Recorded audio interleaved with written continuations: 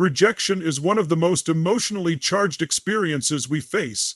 When it happens, it strikes at our core. It feels final, like a closed door, a judgment rendered, a declaration that we are not enough. But this is only the surface interpretation. The deeper truth is far more empowering. Rejection, when understood correctly, is not a verdict, it is a signal, it is information. It's a part of the feedback loop that comes with living courageously. When people say no to us, when they criticize, when they dismiss our ideas, it often has less to do with our worth and more to do with their perspective. Every human being experiences the world through their own filters, their fears, their biases, their experiences, and their limitations. So when someone tells you that you can't do something or that you are not good enough, it's important to recognize that this is a reflection of their frame of reference, not a divine ruling on your ability.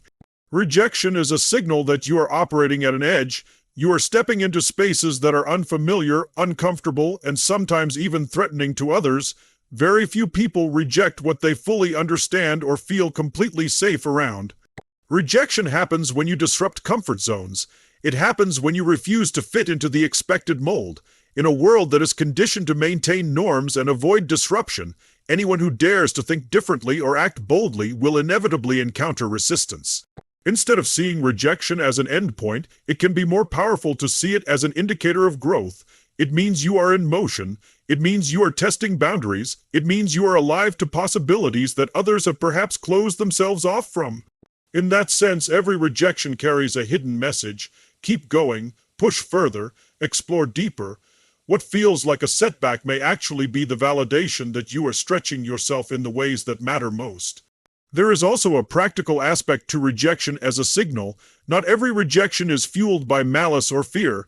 Sometimes it points to areas where refinement is needed, where clarity is missing, where resilience must be strengthened.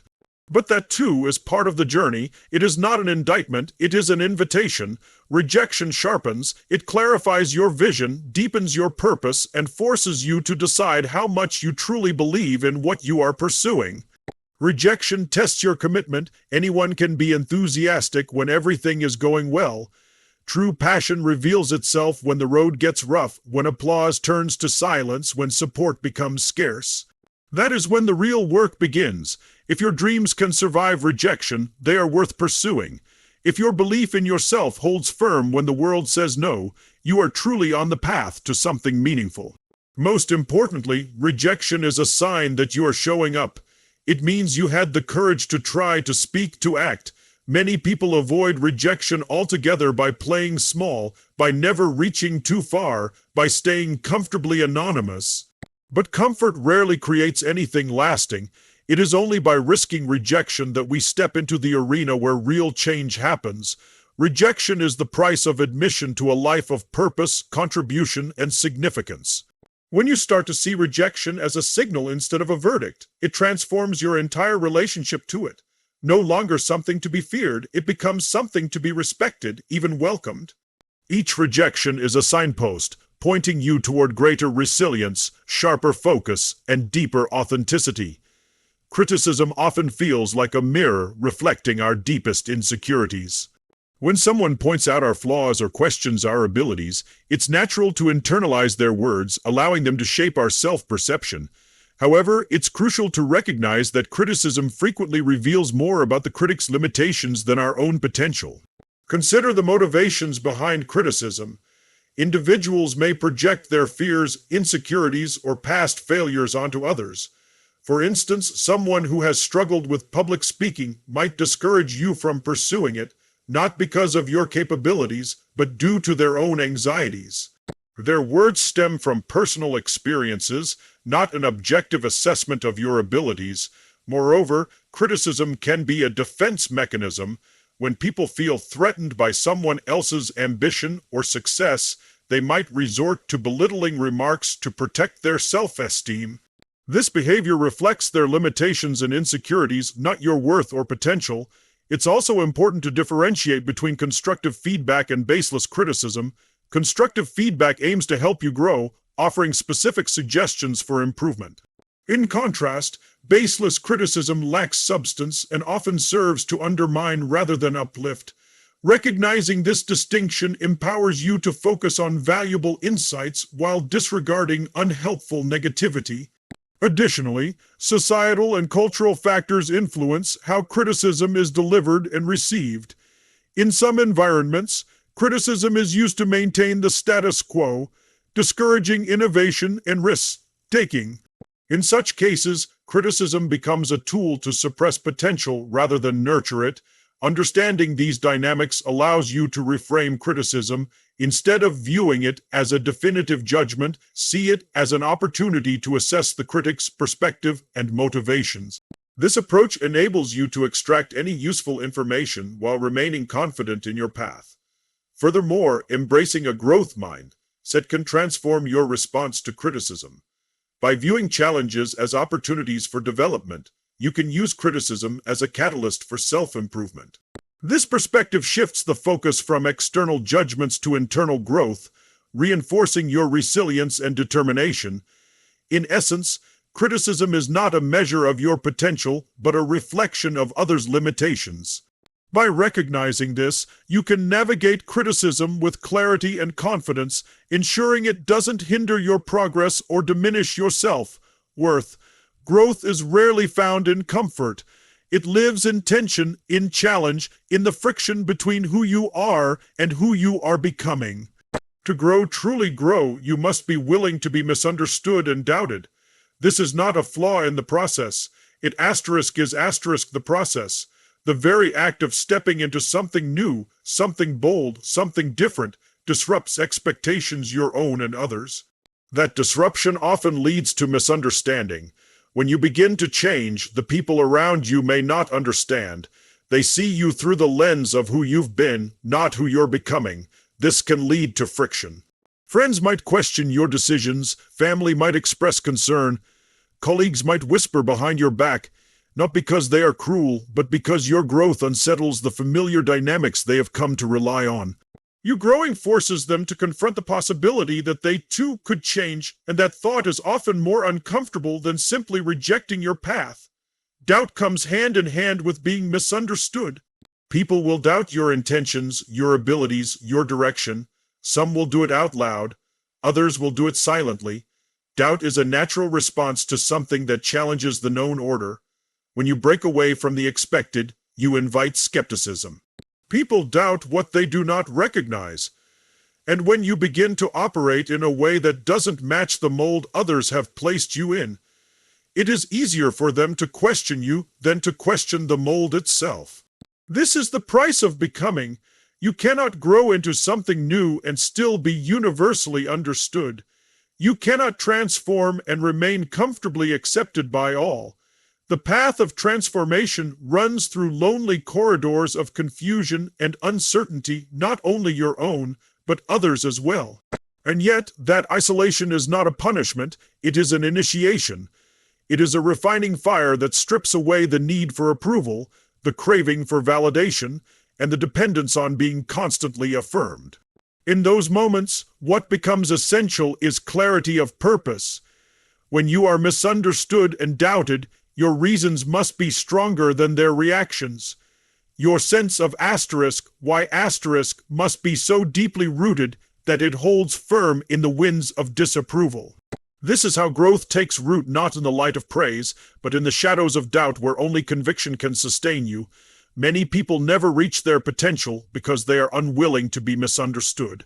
They shape their lives around acceptance, staying within boundaries others have drawn for them. They trade possibility for predictability, but real leaders, real visionaries, real change makers, they step outside that circle.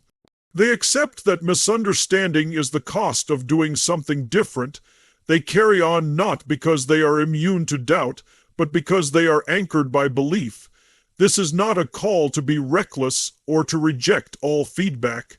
Growth still requires humility and openness, but it also requires the courage to keep going when your actions make sense only to you. It requires patience in the face of doubt and resilience in the face of judgment. It asks that you value progress over popularity and depth over immediate acceptance. Being doubted is not a sign you're on the wrong path, it's often a sign that you're ahead of your time. It means you are pushing into territory others haven't explored. It means you are breaking patterns, reshaping ideas, daring to believe in something that hasn't yet been proven. This is the space where real growth happens not just in outcomes, but in identity, in character, in presence. There's a quiet war that plays out in every person's mind, the war between the voice inside and the voices outside. The world is full of opinions, expectations, judgments, and labels. People will tell you what you should do, what you're capable of, and who you're supposed to be. It's constant, it's loud, and if you're not careful, it becomes the voice you begin to listen to. That's why internal conviction must be louder than external noise. Without it, you become a reflection of other people's doubts instead of a reflection of your own beliefs. Internal conviction isn't blind confidence. It's not arrogance or denial, it's clarity. It's a deep sense of knowing what you stand for, what you want, and what matters to you, even when no one else sees it yet. It's the anchor that holds when the waves of criticism and resistance begin to rise. When you move through life without conviction, every comment can feel like a verdict. Every raised eyebrow can shake your resolve. Every "are you sure" can stop you in your tracks. But when you move with conviction, those same signals become background noise. They're still there, but they don't steer the ship. The problem is that we're conditioned from a young age to value approval. We learn to measure ourselves based on grades, likes, awards, and applause. We start to believe that if something isn't validated by others, it must not be valuable. This sets up a dangerous dynamic where external validation becomes the compass instead of internal alignment. It's a fragile way to live because the moment the applause stops, so does your progress. The moment someone disapproves, you begin to doubt yourself.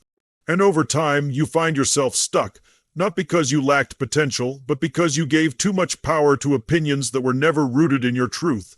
Conviction, on the other hand, gives you consistency. It allows you to move forward regardless of how the crowd reacts. It becomes your internal guide when the path isn't clear, when the support isn't there, when the outcome is still unknown. It's what allows you to persist through criticism, rejection, and uncertainty. Without it, you'll shift with every mood in the room, constantly adjusting yourself to gain favor, constantly diluting your vision to avoid resistance. But with conviction, you can hold steady even in the storm. You can speak your truth, chase your goals, and take bold steps. Not because they're easy, but because they're right for you. There will always be noise. The world will always have something to say. People will project their fears, their limits, their rules onto you. Some will question your timing. Others will question your qualifications. Many won't understand your decisions. That's not a reflection of your path, it's a reflection of theirs. And if you let that noise govern your direction, you end up living someone else's life, chasing someone else's dreams, fulfilling someone else's version of success. Conviction is what keeps you rooted in your own definition. It's what allows you to stay focused on your lane, even when the world tries to distract you with detours. Developing internal conviction is a daily practice.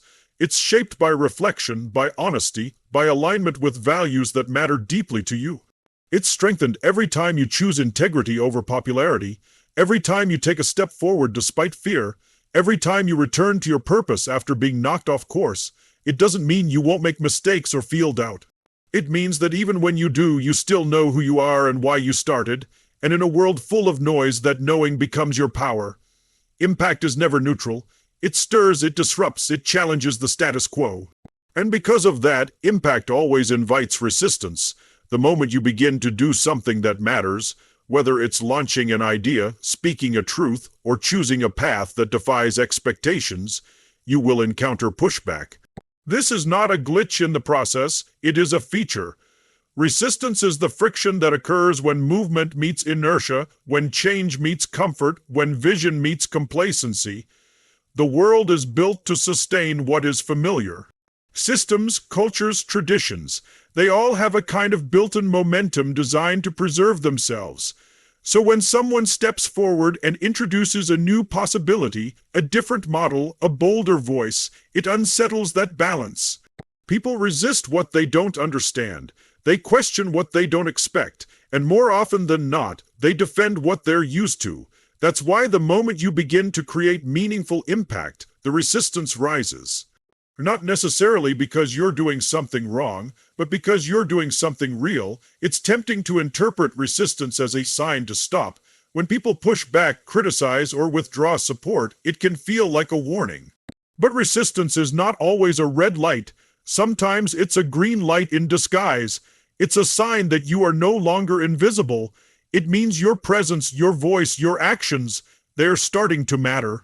They're affecting people, shifting energy, creating a ripple, and while some may celebrate that, others will instinctively resist it. That's human nature. Most people say they want change, but what they really want is comfortable change. Change that doesn't disturb too much, challenge too much, cost too much. True impact, however, is never comfortable. It forces questions. It makes people confront things they'd rather avoid. It disrupts patterns that feel safe but may no longer serve. That's why so many movements, breakthroughs, and revolutions begin with resistance. It's a necessary tension.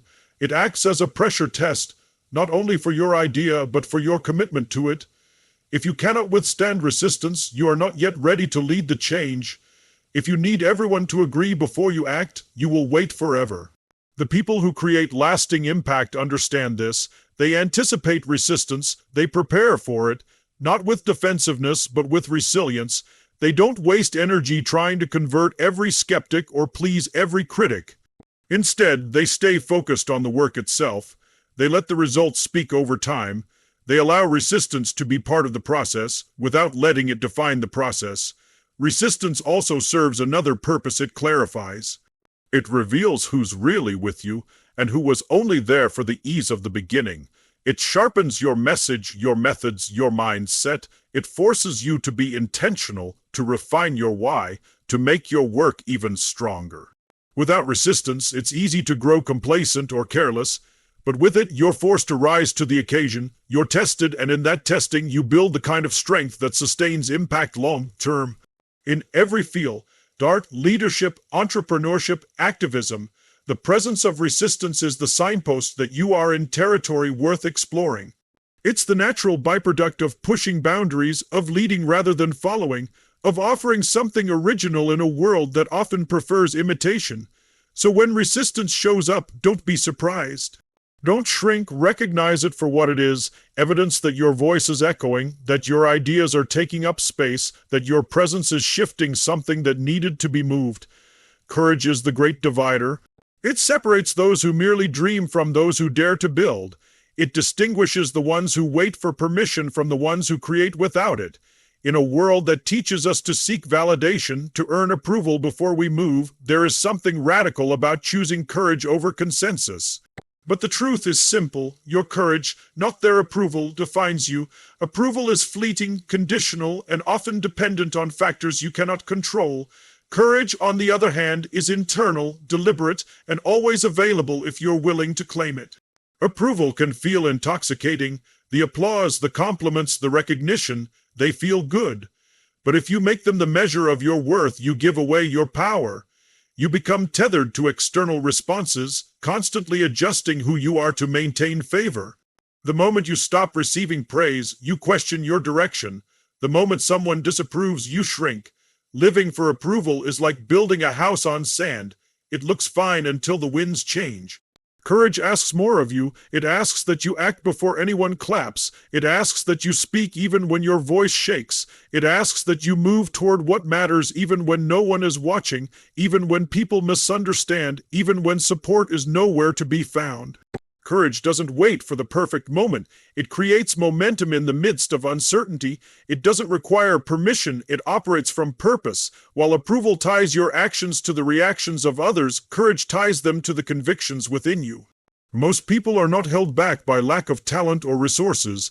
They're held back by a need to be liked, a fear of being judged, a desire to fit in, and so they play it safe. They dim their light. They dilute their message. They choose comfort over calling. But nothing extraordinary ever came from a need to be universally accepted. Progress is made by those willing to be doubted, questioned, and even rejected, not because they enjoy discomfort, but because they're more committed to their mission than to their image. This is not about being reckless or ignoring others completely. Feedback has its place. Wisdom often comes from listening.